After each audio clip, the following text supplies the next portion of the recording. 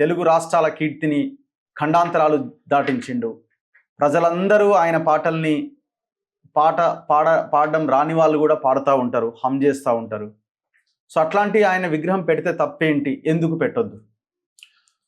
ఇది తెలంగాణ ఉనికికి, అస్తిత్వానికి, ఆత్మగౌరవానికి సంబంధించినటువంటి అంశం. ఓకే, తనను వ్యక్తిగతంగా పాటగాడిగానో ఇదంతా అందరూ గౌరవిస్తారు. ఇలా నేనంటే కూడా ఆయన అగౌరవపరిచేది కూడా ఏం లేదు. ఆయన ఒక కమర్షియల్ సింగర్. ఓకే, తన క్రిస్టియానిటీ మీద కూడా పాటలు పాడిండు, డిఫరెంట్ మతాల గురించి తన పాటలు పాడిండు. అంటే కమర్షియల్ పైసలు తీసుకొని పాటలు పాడేది ఆయనే. గాత్ర మంచిగా ఉంటుంది, అందరు పాడించుకున్నారు. కానీ ఇక్కడ అంటే ఏ మతాలకైనా దేనికైనా పాటలు పాడినటువంటి వ్యక్తి పైసల గురించి ఒక ప్రాంతం కాడికి వచ్చినప్పుడు ఈ ప్రాంత అస్తిత్వానికి సంబంధించిన ఒక ఆర్తి గీతం జయ జయ హే తెలంగాణ, ఆ పాటలో ఒక పదాన్ని తీసేసి పైసలు తీసుకున్న తర్వాత కూడా వేరే దగ్గర పైసలు తీసుకొని విభిన్న మతాలై పాటలు పాడొచ్చు, విభిన్న భాషలో కూడా పాటలు పాడొచ్చు. అదే పైసలు తీసుకొని ఆ పదం ఒక తీసేస్తే స్వరాష్ట్రం అనే దానికి ఆబ్జెక్షన్ చేసి లైన్ ఒకసారి పాడండి.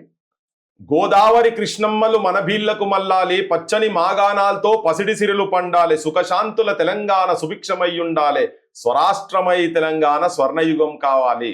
ఆ స్వరాష్ట్రమై తెలంగాణ స్వర్ణయుగం కావాలనే పదాన్ని తీసేయమని చెప్పిండు. ఇక్కడ నుంచి రసమై బాలకృష్ణ ఇప్పుడు ఉన్నారు, తన కూడా చెప్పిండు, మొన్న నాతో కూడా మాట్లాడిండా.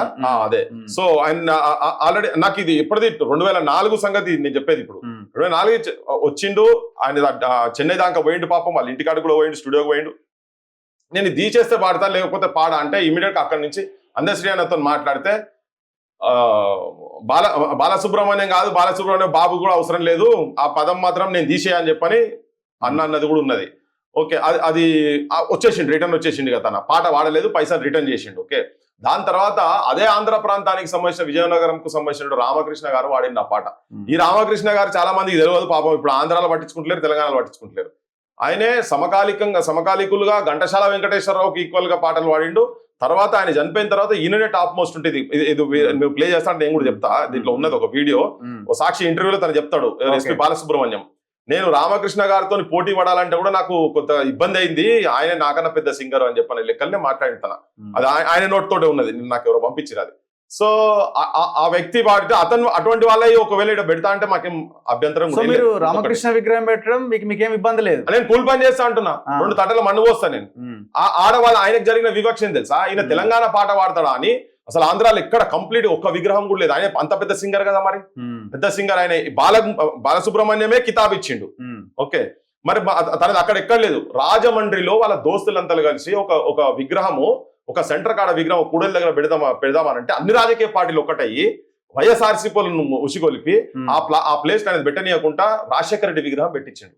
ఓకే, ఇప్పుడు ఇక్కడికి వచ్చే వరకు ఇక్కడ కూడా గత గవర్నమెంట్ ఆయనను హానర్ చేయలేదు, ఇప్పుడు కూడా హానర్ చేయలేదు. సో ప్రాంతీయ విద్వేషాలు అనేది మన సైడ్ నుంచి కాదు జరిగేది. మన సైడ్ ఒకవేళ ఆలోచనే ఉంటే రామకృష్ణ విగ్రహం కూడా పెట్టొద్దనే అంటాం కదా.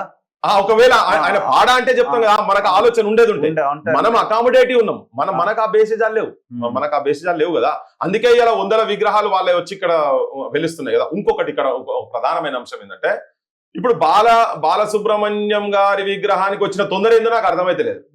అసలు ఇప్పుడు తెలుగుదేశం ఆంధ్ర అస్తిత్వాన్ని పునికి ఉంచుకున్నటువంటి రేవంత్ రెడ్డి ఏ ఉద్యమాలతో సంబంధాలు లేవు కాబట్టి వాళ్ళకి ఆ ఎఫెక్షన్ లేదు. ఇలా మంత్రులు అయినోళ్ళు కూడా మొత్తము సమైక్యవాదులుగా తిరిగినటువంటి వాళ్ళు సమైక్యవాదుల దగ్గర బాంచన్గిరి చేసిన వాళ్ళే వచ్చి ఇలా ప్రభుత్వంలో మంత్రులుగా, ఎమ్మెల్యేలుగా, ఈవెన్ ఉద్యమకారుల మీద తుపాకులు ఎక్కుపెట్టి తుపాకులతోటి కాల్చినటువంటి వాళ్ళు కూడా మంత్రులే కూర్చున్నారు కదా. ఇప్పుడు అదే దౌర్భాగ్యం, తెలంగాణ దౌర్భాగ్యం. అటువంటి వాళ్ళకు ఈ అస్తిత్వం గురించి, ఆత్మగౌరవ పదాల గురించి వాళ్ళకి అర్థమే తెలియదు. అందుకే ఇప్పుడు కంటిన్యూస్ గా ఒక్కసారి కాదు ఈయన చేస్తున్నది. రోషే విగ్రహం పెట్టిండు, తర్వాత ఎన్టీ రామారావు విగ్రహం పెడతా అన్నాడు మైత్రివనంలో. సో మనం అడిగేది ఏంటంటే, ఎన్టీ రామారావు విగ్రహం పెట్టేటప్పుడు కూడా ఆయన భాష ఎటువంటి భాష మాట్లాడి, అందుకే అస్తిత్వం అని చెప్తున్నాడు నేను. అంటే వాళ్ళ అస్తిత్వాన్ని ఎట్లా కాపాడుతున్నాడు, మళ్ళీ అల్లుని మంచిగా చేసుకుందామనో లేకపోతే ఈయన ఇతరం ఎక్కడదో నాకు తెలియదు. కానీ ఆయన ఏం మాట మాట్లాడే, ఎవడన్నా ఇక్కడ పెద్ద ఆయన ఎన్టీ రామారావు విగ్రహం పెడతా అంటే వ్యతిరేకించే దుర్మార్గుడు ఎవడన్నా ఉంటాడా, ఒకవేళ ఆ దుర్మార్గుడు ఉంటే వాడిని మూసిలేసి తొక్కుతా అన్నాడు. నేను ఇమీడియట్ ఒక చేసినది మన తెలుగు కూడా వచ్చింది. అంటే వాళ్ళ భాష చూడండి, అంటే ఇట్లా క్రష్ చేయాలి ఇక్కడ అస్తిత్వం, ఆత్మగౌరవం. అంటే ఇక్కడ అమరుల త్యాగాలను కించపరుస్తున్నావు. గత ప్రభుత్వంలో ఆ గౌరవం దొరకలేదన్నట్టే కదా మనం రాష్ట్రాన్ని తెచ్చుకున్నది, కొట్లాడి రాష్ట్రాన్ని తెచ్చుకున్నది కారణం అదే కదా.